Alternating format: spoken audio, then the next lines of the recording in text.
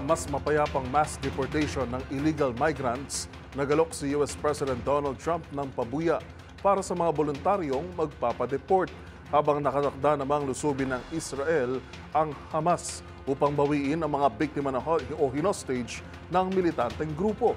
Ang mga balita mula sa ibayong dagat tinutukan sa Global Headlines Report ni James Galange. Nakahanda umano magbigay si United States President Donald Trump ng $1,000 bilang pabuya sa mga migranteng nais magpa-self-deport pabalik ng kanilang bansa. Ito raw ay upang maiwasan ang pagka-aresto at mas ligtas na pamamaraan para lumabas ng kanilang bansa at hindi na maharang ng kanilang immigration. Dagdag pa ni Trump, ang ilan sa mga undocumented migrants na sasailalim sa self-deportation scheme ay bibigyan ng pagkakataong legal na makabalik sa Estados Unidos sakaling umayos ang kanilang kinakailangan dokumento. Sa iba pang balita, inaprubahan na ng Security Cabinet ng Israel ang muling pag-expand ng kanilang military operations sa Gaza Strip, Palestine, kabilang ng planong panibagong paglusob at pagkontrol sa ilang bahagi ng teritoryo ng Palestine.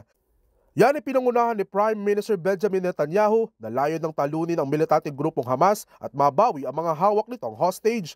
Magugulit ang muling sumiklabang giyera sa rehiyon noong Marso matapos ang higit 2 buwang tigil putukan dahil sa umano'y paglabag ng magkabilang kampo sa kanilang mga naging kasunduan.